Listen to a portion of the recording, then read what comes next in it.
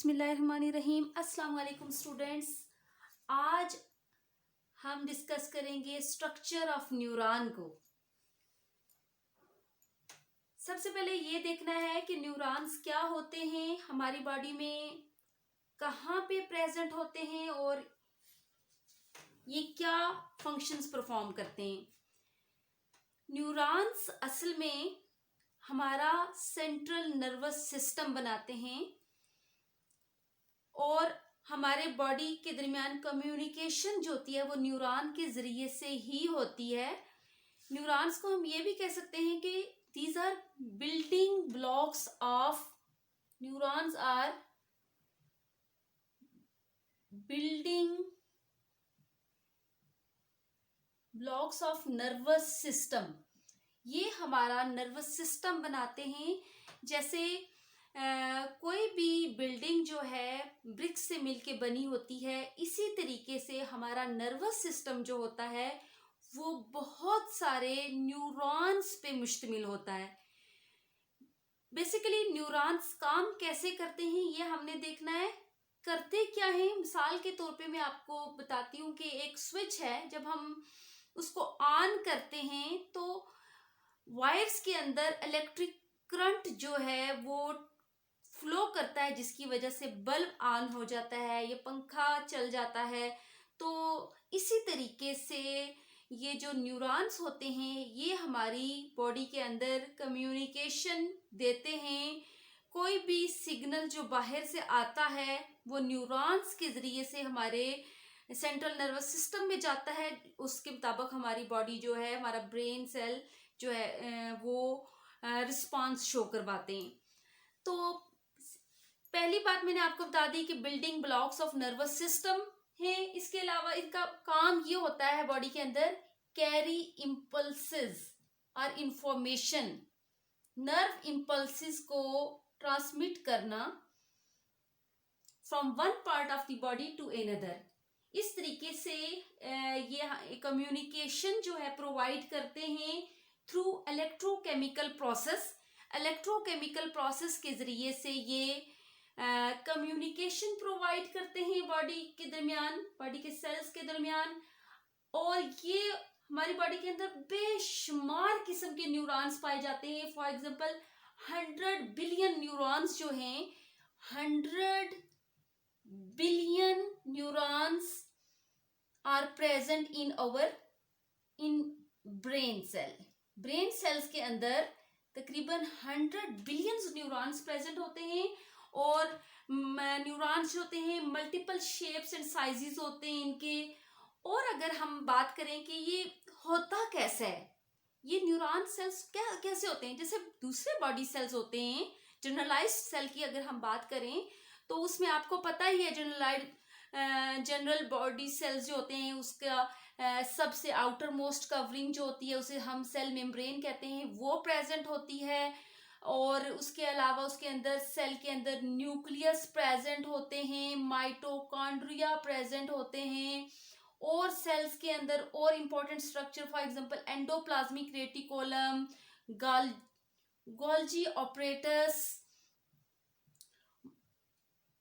और राइबोसोम्स वगैरह जो हैं वो एक जनरल सेल के अंदर प्रेजेंट होते हैं। और ये सारी की सारी स्ट्रक्चर जो हैं वो इस न्यूरॉन के अंदर भी प्रेजेंट होती हैं। ये एक मैंने डायग्राम बनाई है आपके सामने न्यूरॉन सेल की। अब हम देखते हैं कि न्यूरॉन सेल के अंदर भी क्या ये सारी चीजें प्रेजेंट होती हैं। तो इसका जवाब ये है कि ये सारी चीजें जो सेल स्ट्रक्चर्स जो हैं वो इस न्यूरॉन सेल के अंदर भी प्रेजेंट होते हैं। फॉर एग्जांपल ये न्यूरॉन की स्ट्रक्चर आपको नजर आ रही है, इसमें ये सेल मेम्ब्रेन आपको नजर आ रही है। ये वाला इसको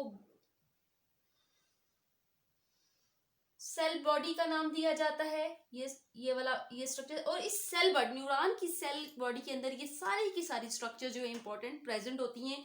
सेल मेम्ब्रेन है, इसके अंदर ये न्यूक्लियस भी प्रेजेंट है, माइटोकॉन्ड्रिया हैं जो कि एनर्जी प्रोवाइड करते हैं, प्रोटीन को सिंथेसाइज करवाने के लिए एंडोप्लाज्मिक रेटिकुलम। और इसके अंदर राइबोसोम्स प्रेजेंट होते हैं, गोल्जी ऑपरेटस प्रेजेंट, सारी चीजें इसके अंदर प्रेजेंट होती हैं। लेकिन अलावा, इन स्ट्रक्चर्स के अलावा जो एक जनरल सेल में प्रेजेंट होती हैं, इसके अलावा न्यूरॉन सेल के अंदर कुछ स्पेशलाइज्ड स्ट्रक्चर्स भी प्रेजेंट होती हैं जो आपको नजर आ रही हैं। ये न्यूरॉन सेल है, ये सेल बॉडी से निकलने वाली कुछ एक्सटेंशंस हैं, फाइबर्स एक्सटेंड हो रहे हैं, वो स्पेशल किस्म की स्ट्रक्चर्स हैं। फॉर एग्जांपल ये स्ट्रक्चर्स जो स्मॉल एक्सटेंशंस हैं जो इस सेल बॉडी से अराइज हो रही हैं, इनको नाम दिया जाता है डेंड्राइट्स। पहले हम इसकी स्ट्रक्चर को देख लेते हैं, डेंड्राइट्स, फिर इन डेंड्राइट्स और एक्सॉन वगैरह के मैं फंक्शन भी बताऊंगी आपको। ये एक लॉन्ग एक्सटेंशन जो है अराइज हो रही है सेल बॉडी से, न्यूरॉन की सेल बॉडी से, that is known as axon. ये लॉन्ग फाइबर अटैच है सेल बॉडी के साथ, जिसको हम एक्सॉन कहते हैं।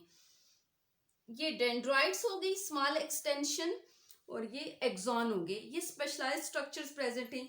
इसके अलावा जो सेल बॉडी के अंदर जो राइबोसोम्स प्रेजेंट होते हैं, उनको हम निसल ग्रेन्यूल्स कहते हैं।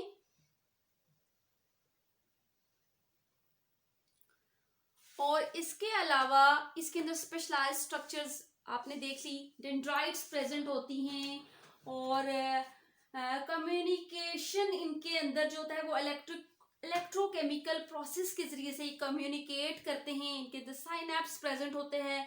केमिकल्स जो इसके अंदर कम्युनिकेशन के लिए इस्तेमाल होते हैं वो न्यूरोट्रांसमीटर्स होते हैं।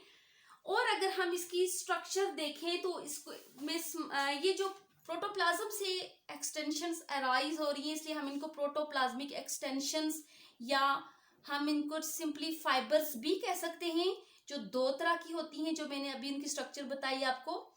ये branch like structures spiny look जो दे रहे हैं, इनको हम कहते हैं, एक हो गई डेंड्राइट, और दूसरी लॉन्ग एक्सटेंशन जिसे हम एक्सॉन का नाम दिया है, ये 1 मीटर लॉन्ग होती है किसी भी न्यूरॉन के अंदर। तो अब हम देखते हैं डेंड्राइट्स क्या करते हैं और एक्सॉन क्या करते हैं। डेंड्राइट का मतलब है ये नर्व इम्पल्स को सेल बॉडी की तरफ लेके आते हैं। फॉर एग्जांपल ये जो लाइंस हैं, ये एक इंटर न्यूरॉन है। इंटर न्यूरॉन जो है, IN से डिनोट कर रही हूं, इंटर न्यूरॉन से नर्व इम्पल्स आ रही है सेल बॉडी की तरफ। इसका मतलब डेंड्राइट्स जो हैं उनका काम डेंड्राइट्स के through nerve impulse cell body में आ रही है। हम इसकी यूं भी डिफाइन कर सकते हैं डेंड्राइट को, carry nerve impulse towards the cell body. इसका डेंड्राइट्स क्या करते हैं, इनका फंक्शन क्या होता है, ये नर्व इम्पल्स की डायरेक्शन किस तरफ लाते हैं, टूवर्ड्स द सेल बॉडी। और ये जो डेंड्राइट्स होती हैं ये स्पाइनी लुक दे रहे हैं। ये जो आपको स्पाइन्स नजर आ रहे हैं, ये एक्सटेंशन जो होती हैं, इनका फायदा क्या होता है कि इंफॉर्मेशंस को डेंड्राइटिक स्पाइन्स हम इनको कहते हैं। ये आपको जो नजर आ रही, ये सरफेस एरिया को इंक्रीज करती हैं ताकि इंफॉर्मेशन ज्यादा से ज्यादा इंफॉर्मेशंस को रिसीव किया जा सके। तो स्पाइन्स जो इसके अंदर डेंड्राइटिक स्पाइन्स जो प्रेजेंट हैं, उनका काम क्या होता है, स्पाइन्स का इंक्रीज द सरफेस एरिया।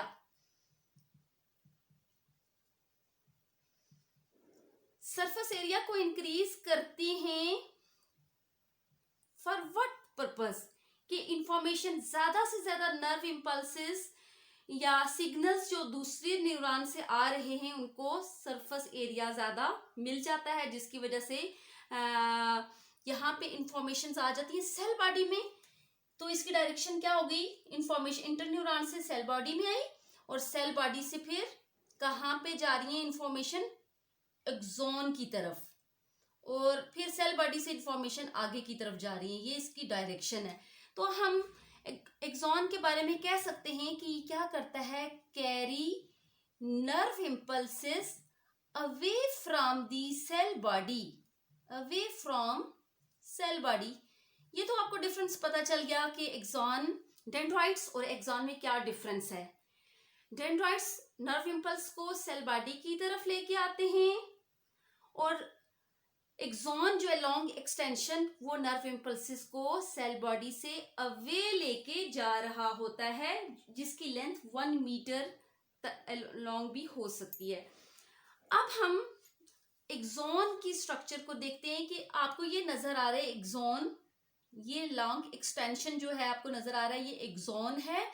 और ये जो इसके ऊपर ये सेल्स जो आपको नजर आ रहे हैं, ये सेल्स, इनको नाम दिया जाता है that is Schwann cells. Schwann cells क्या है? असल में ये सपोर्टिंग सेल्स हैं, जो कि न्यूरॉन सेल तो हम इन्हें नहीं कह सकते, क्योंकि ये होते हैं इसकी लॉन्ग दी एक्सॉन, इसको एक तो सपोर्ट प्रोवाइड कर रहे होते हैं, दूसरा इसकी न्यूट्रिशन वगैरह में इन्वॉल्व होते हैं। इसके सराउंडिंग में, इन सेल्स के सराउंड में एक शीट, फैट से बनी हुई एक शीट जो होती है वो सिक्रीट होती है, जिसको हम माइलिन शीट का नाम देते हैं। यानी ये कवरिंग जो है श्वान सेल के सराउंडिंग में जो कवरिंग है, that is known as myelin sheath. Myelin sheath क्या होती है? माइलिन असल में एक फैट से बनी हुई लेयर है जो कि इंसुलेशन का काम करती है, एक्ट एज इंसुलेशन। और इसके अलावा माइलिन शीट जो है, जिन एक्सॉन के अलांग माइलिन शीट प्रेजेंट होती है, उन न्यूरॉन्स को हम नाम देते हैं माइलिनेटेड न्यूरॉन्स। माइलिनेटेड न्यूरॉन्स कौन से होते हैं? ऐसे न्यूरॉन्स जिनके श्वान सेल्स के सराउंडिंग में माइलिन शीट की कवरिंग हो। और कुछ ऐसे भी न्यूरॉन्स होते हैं जो कि क्या होते हैं? Non myelinated. अब माइलिन शीट का फायदा क्या होता है इस न्यूरॉन से? इससे ये होता है कि जो नर्व सिग्नल्स जो आ रहे होते हैं न्यूरॉन के थ्रू एक्सॉन में जब पहुंचते हैं, तो ये इसको स्पीड अप कर देते हैं। कोई एक्शन पोटेंशियल है, सिग्नल है, यहां से जो एक तो इनका ये फायदा होता है कि ये नर्व सिग्नल आ रहा है, तो ये माइलिन शीट जो क्योंकि इंसुलेटर का काम कर रही है, तो ये इलेक्ट्रिसिटी जो है वो लीक आउट होने से बच जाती है, क्योंकि यहाँ पे इंसुलेटर का भी काम करें, क्योंकि ये लेयर जो बनी हुई है फैट से मिलके बनी हुई होती है। एक ये बात। दूसरी ये बात कि ये जो गैप्स, अब ये माइलिन शीट है, फिर दरमियान में ये आपको गैप नजर आ रहा है, फिर श्वान सेल के सराउंडिंग माइलिन शीट है, फिर ये गैप नजर आ रहा है आपको, फिर ये गैप, ये गैप, ये गैप, ये सारे के सारे पॉइंट्स जो इनके दरमियान में हैं, इनको नाम दिया जाता है नोड ऑफ रेनवियर। यानी ये जो है ये नॉन माइलिनेटेड एरिया होता है, और ये जो कवरिंग है ये माइलिनेटेड है, इसलिए जो इलेक्ट्रिकल सिग्नल्स जो आ रहे होते हैं वो इस नोड से जंप करके इधर आते हैं, यहां से यहां आते हैं, जिसकी वजह से क्या होता है, इलेक्ट्रिक सिग्नल्स की जो स्पीड होती है वो फास्ट हो जाती है। ये स्पीड अप करते हैं, इसको फास्टली ये जाती है। और दूसरी इंपॉर्टेंट चीज इसमें है कि जब ये एक नोड से दूसरे नोड पे जंप करके जाते हैं, तो फिर यहां से ये दोबारा से रिचार्ज होके अगले नोड पे जाता है, फिर रिचार्ज होके फिर अगले नोड पे जाता है, जिसकी वजह से न्यूरॉन्स सिग्नल्स जो हैं वो काफी ज्यादा स्पीड अप हो जाते हैं as compared to non myelinated neurons. Non myelinated neurons के अंदर ये प्रोसेस माइलिनेटेड न्यूरॉन की निस्बत क्या होता है, थोड़ा स्लो होता है उसकी निस्बत। और क्योंकि ये जंप करके एक जगह से दूसरी जगह जा रहे हैं, इसलिए इनको हम सॉल्टेटरी इंपल्सिस का नाम भी देते हैं। तो लास्ट में आपको ये जगह जो नजर आ रही है ये कहलाती है axon terminal. Axon terminal end होता है एक सैक लाइक स्ट्रक्चर में, ये आपको नजर आ रहे हैं। और इसके अंदर एक केमिकल प्रेजेंट होता है जिस that is known as neurotransmitter एक केमिकल है, और ये आपको नजर आ रही है, ये मस्कुलर स्ट्रक्चर है, इसको हम कह सकते हैं muscle. neuromuscular junction. Collectively neurotransmitter attached with this muscle and collectively इसको हम कहते हैं neuromuscular junction. ये तो हमने बात की किसकी जनरलाइज्ड ये जो स्ट्रक्चर है इसकी किसकी न्यूरॉन की हमने स्ट्रक्चर पढ़ी. तो इसमें आपने इंपॉर्टेंट चीजें देख ली कि कहाँ से नर्व इम्पल्स रिसीव होती है. फॉर एग्जांपल कम्युनिकेशन कैसे होता है डिफरेंट न्यूरॉन्स के दरमियान. ये इंटर न्यूरॉन से इंफॉर्मेशन की डायरेक्शन देख लें. फिर एक दफा सेल बॉडी की तरफ आई, सेल बॉडी से फिर ये एक्सॉन में आई, एक्सॉन से फिर ये एक्सॉन टर्मिनल में गई और एक्सॉन टर्मिनल में ये जो सैटेलाइट स्ट्रक्चर यहाँ पे केमिकल्स प्रेजेंट है, न्यूरोट्रांसमीटर जो रिलीज होके यहाँ पे मसल्स को से रिस्पांस शो करवाते हैं, मसल्स को एक्सिलरेट करके रिस्पांस प्रोड्यूस करवाते हैं. यहाँ पे ये इंफॉर्मेशन मसल्स के अलावा दूसरे न्यूरॉन्स में भी जाती हैं. एक न्यूरॉन्स की ये जो एक्सॉन है इससे आगे सिग्नल ट्रांसमिट होता है नेक्स्ट न्यूरॉन के डेंड्राइट्स इसको रिसीव करें. ये अगला न्यूरॉन है, इसके डेंड्राइट्स हैं. अब एक्सॉन से डेंड्राइट में मैसेज जाता है और फिर ये न्यूरॉन है और फिर तीसरा न्यूरॉन होगा. इस तरीके से इंपल्सेस जो हैं एक न्यूरॉन से दूसरे में जाती हैं, दूसरे से तीसरे में जाती हैं, तीसरे से चौथे एंड सो ऑन. इस तरीके से नर्व इम्पल्स जो है एक न्यूरॉन से दूसरे न्यूरॉन सेल में ट्रांसमिट होती है और वो न्यूरॉन जो कि सेंड करता है सिग्नल्स को आगे की तरफ भेजता है उसको हम कहते हैं प्री साइनेप्टिक न्यूरॉन. इसको हम यहाँ पे हम कहते हैं ये प्री साइनेप्टिक है. सेंडिंग जो नर्व सिग्नल्स को सेंड करता है आगे की तरफ उसको हम प्री साइनेप्टिक. ये वाला न्यूरॉन जो होगा वो प्री साइनेप्टिक हो गया और जो सिग्नल्स को आगे रिसीव कर रहा है that is known as post synaptic neuron. अब साइनेप्टिक साइनेप्स क्या है? वो जगह जहां पे नर्व इम्पल्स जो है वो दूसरी न्यूरॉन्स में ट्रांसमिट होती है. इस एक न्यूरॉन के एक्सॉन से दूसरे न्यूरॉन के डेंड्राइट्स जो सिग्नल्स को ट्रांसमिट करवा रहे हैं इस जगह को हम नाम देते हैं साइनेप्स. तो डियर स्टूडेंट्स, देखा आज आपने न्यूरॉन की स्ट्रक्चर के बारे में मैंने आपको बताया है. उम्मीद है आपको इस टॉपिक की समझ आ गई होगी. तो कमेंट में अपनी राय से ज़रूर आगाह कीजिएगा. नेक्स्ट वीडियो तक के लिए अल्लाह हाफिज़.